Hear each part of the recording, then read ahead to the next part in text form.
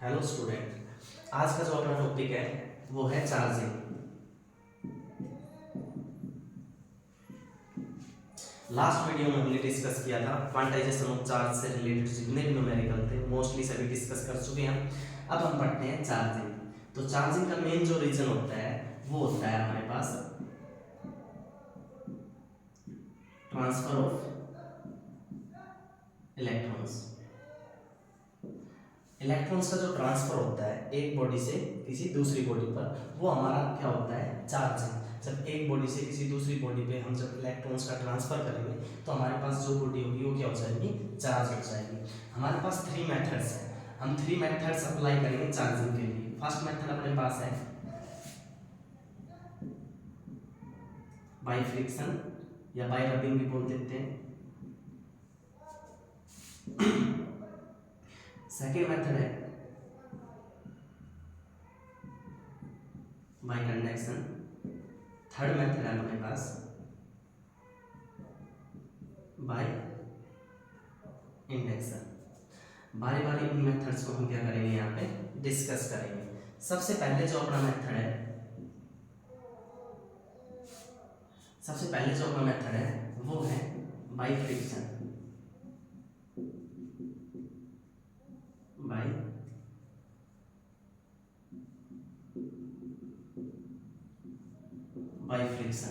By friction या bye rubbing, इसमें क्या होता है, हम दो इंसुलेटेड बॉडी लेते हैं, दोनों को आपस में रब करते हैं तो क्या होता है, एक बॉडी से दूसरी बॉडी पे इलेक्ट्रॉन्स क्या करते हैं, ट्रांसफर करते हैं। और जब इलेक्ट्रॉन्स का ट्रांसफर होता है तो हमारे पास बॉडी क्या हो जाती है, चार्ज। और इसका मेन जो रीजन है वो हम एटॉमिक मॉडल से डिफाइन करके बताएंगे। एटॉमिक मॉडल को अच्छे से डिस्कस करेंगे, वहां से हमें पता चलेगा कैसे इलेक्ट्रॉन्स एक बॉडी से किसी अदर बॉडी पे क्या करते हैं, ट्रांसफर करते हैं। तो अकॉर्डिंग टू एटॉमिक मॉडल के अकॉर्डिंग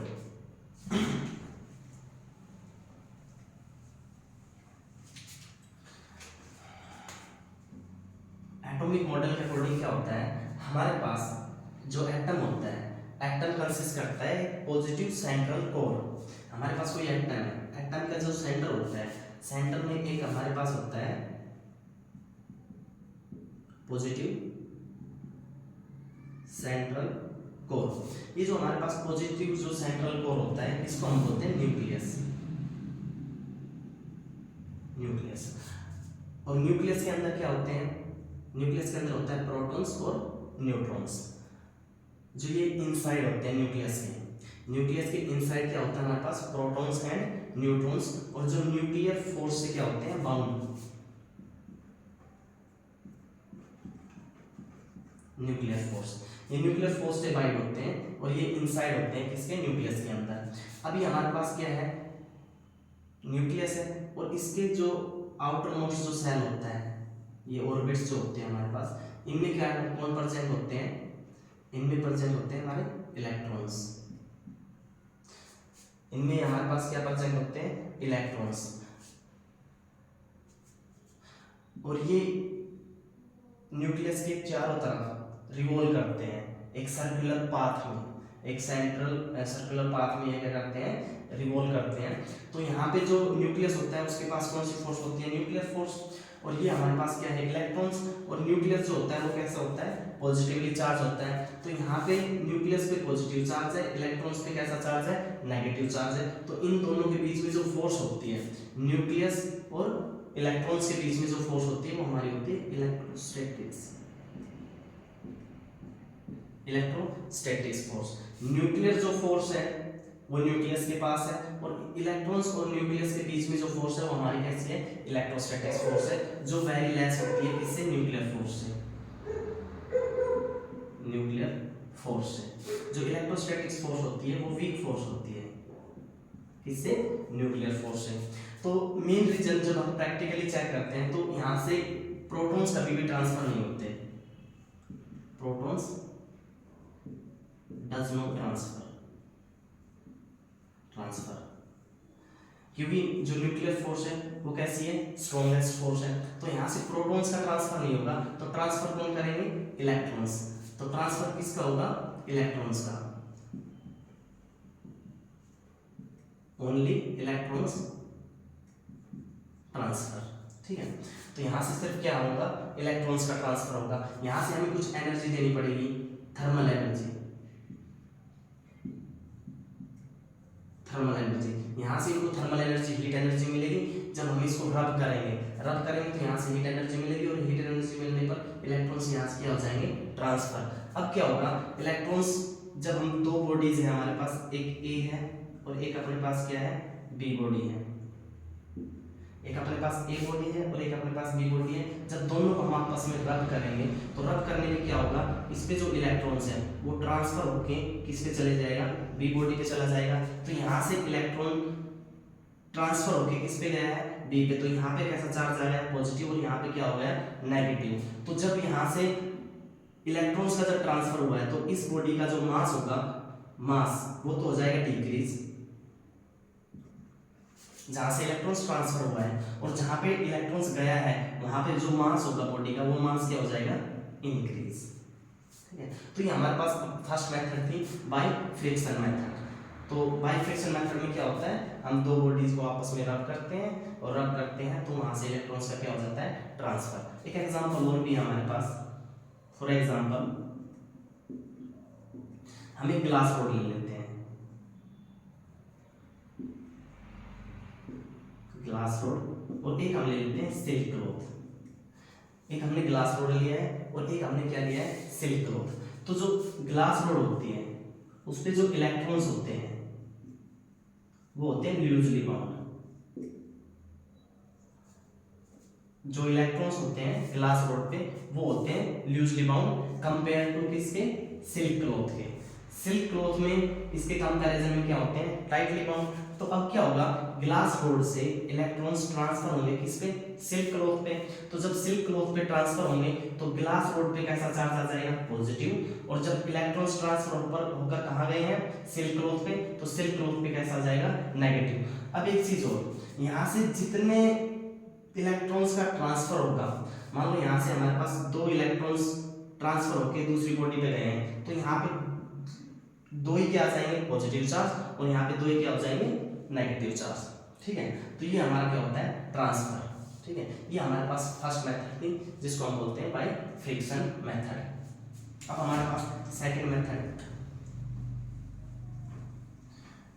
वैसे जो हमारे पास एटम होता है, एटम्स में क्या होता है, नंबर ऑफ पॉजिटिव और नंबर ऑफ नेगेटिव, मतलब प्रोटॉन्स और electrons. Number of protons equal to क्या होते हैं, number of electrons. Number of electrons, जितने नंबर ऑफ प्रोटॉन्स होते हैं एटम्स में उतने नंबर ऑफ क्या होते हैं, इलेक्ट्रॉन्स। इसीलिए जो हमारा एटम होता है वो इलेक्ट्रिकली क्या होता है, इलेक्ट्रिकली क्या होता है, न्यूट्रल। इलेक्ट्रिकली न्यूट्रल का मतलब ये है कि ये नहीं कि उस पर चार्ज जीरो है, वहां पे नेट चार्ज क्या है आपका, नेट जो चार्ज है वो आपका क्या है, वो जीरो है। मतलब जितने नंबर ऑफ प्रोटॉन्स हैं उतने नंबर ऑफ हमारे पास क्या है, इलेक्ट्रॉन्स हैं। ठीक है, इसीलिए हमारा जो एटम्स होता है वो इलेक्ट्रिकली क्या होता है, न्यूट्रल। अब हमारे पास सेकंड मेथड है bye conduction method. Second method है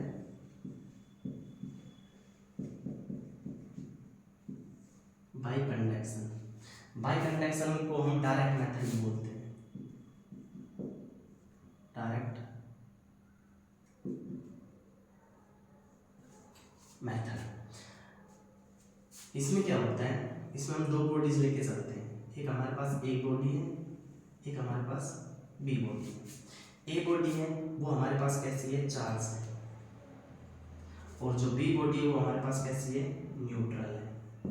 ठीक है, ए बॉडी है उस पर मान लेते हैं हमारे पास कितना चार्ज है, क्या चार्ज है, और जो हमारे पास बी बॉडी है वो कैसी है, न्यूट्रल है। न्यूट्रल का मतलब क्या है, नंबर ऑफ प्रोटॉन्स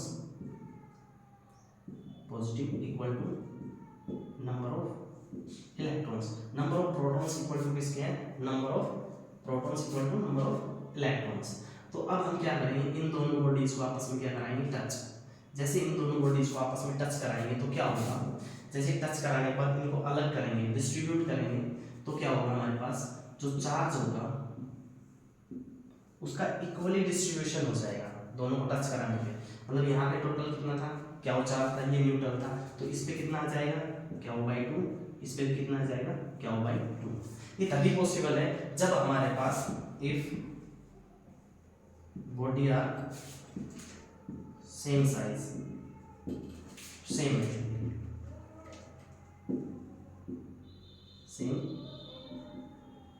मटेरियल।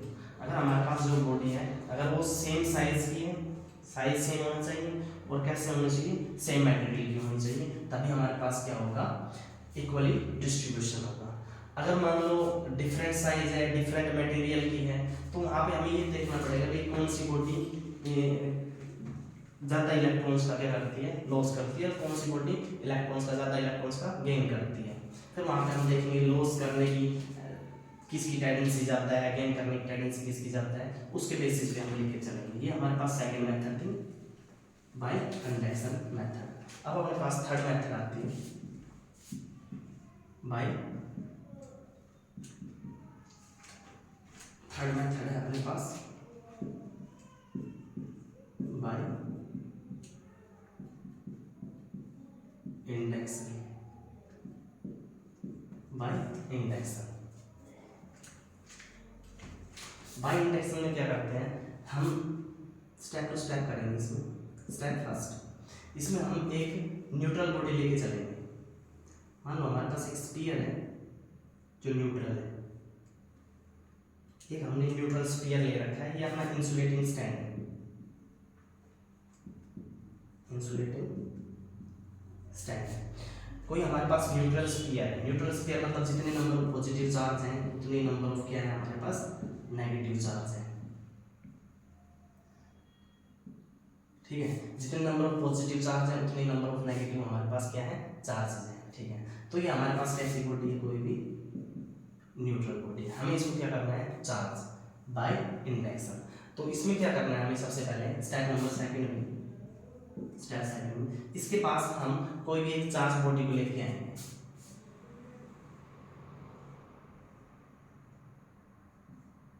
इसके पास हम किसी भी चार्ज बॉडी को लेके आएंगे। तो जैसे हम चार्ज बॉडी को लेके आएंगे तो यहाँ पे क्या होगा, चार्ज बॉडी इस पे नेगेटिव चार्ज है, तो यहाँ पे जो पॉजिटिव और नेगेटिव चार्ज था उनका क्या हो जाएगा, डिस्ट्रीब्यूशन हो जाएगा। मतलब ये नेगेटिव को तो रिपेल करेंगे, तो नेगेटिव इस साइड आके सेटअप हो जाएंगे और पॉजिटिव भी क्या करेंगे, अट्रैक्ट, तो पॉजिटिव हमारे इस साइड आके सेटअप हो जाएंगे। स्टेप नंबर थर्ड,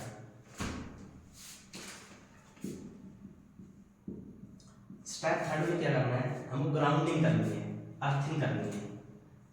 जो हमारे पास ये स्फीयर है इसकी क्या करनी है, अर्थिंग। एक वायर के थ्रू हम यहाँ क्या करेंगे, अर्थिंग।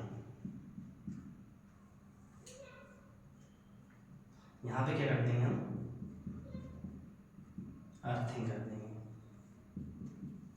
जैसे हम अर्थिंग करेंगे तो यहाँ पे क्या होगा, जो हमारे पास ये इलेक्ट्रॉन्स थे जो नेगेटिव चार्ज थे वो वायर के थ्रू कहाँ चले जाएंगे, अर्थ में चले जाएंगे, और यहाँ से क्या हो जाएगा, नेगेटिव चार्ज का ट्रांसफर हो जाएगा।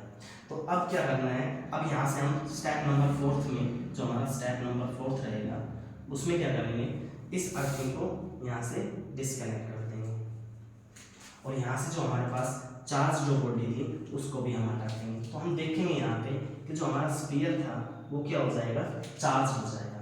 यहाँ पे क्या बच जाएगा, पॉजिटिव पॉजिटिव, तो ये हमारे पास क्या हो गया, चार्ज। तो हमारे पास जो बॉडी थी, जो हमारा स्फीयर था वो क्या हो चुका है, चार्ज। तो ये हमारे पास कौन सी मेथड थी, बाय इंडक्शन मेथड, इसको हम बोलते हैं बाय इंडक्शन मेथड। तो आज का हमारा जो टॉपिक था वो था चार्जिंग से रिलेटेड।